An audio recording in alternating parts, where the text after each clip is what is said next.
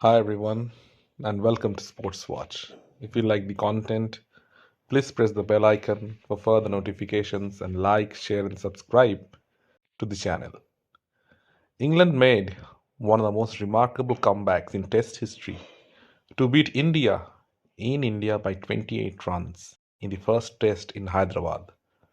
Down and out for majority of the Test match, England bounced back in their second innings thanks to remarkable century by Ollie Pope. It was the best 100 scored by a overseas player in India by quite a stretch. Going into the second innings, England were trailing by 190 runs, almost destined to lose.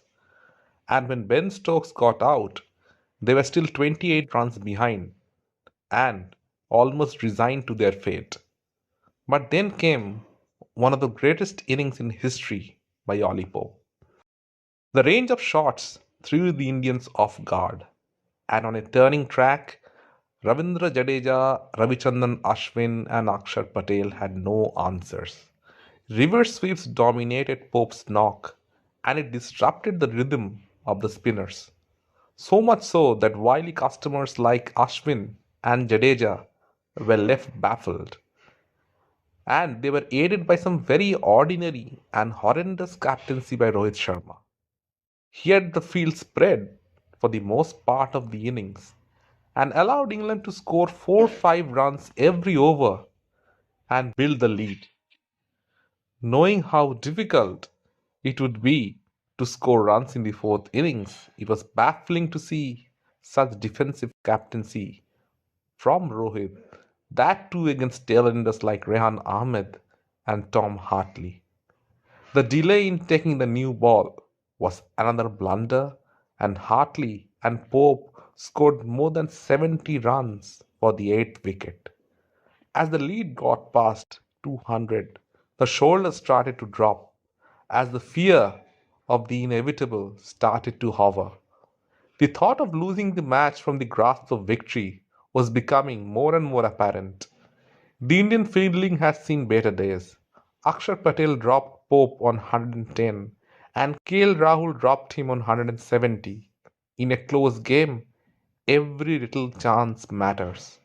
In the end, India lost by 28 runs. It would have been so much different had they held on to their chances. In batting, most of the batsmen meekly surrendered and pushed and prodded and gifted their wickets away.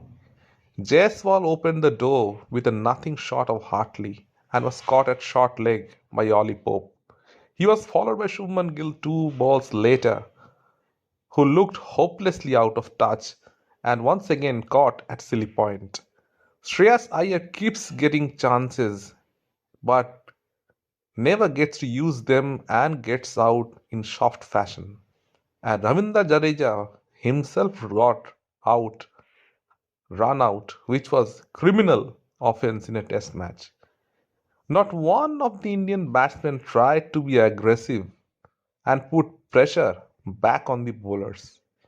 India badly missed someone like Rishabh Pant in moments like this. Now, Indians are supposed to be great players of spin, but that footwork, that aggressiveness, that domination has ended for many a decade now. Now, overseas teams come to India and play spin much better than the Indian players. And Ben Stokes had outsmarted Rohit Sharma in the captaincy department.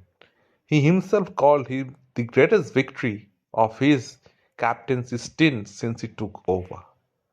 Bazball has opened its account in India.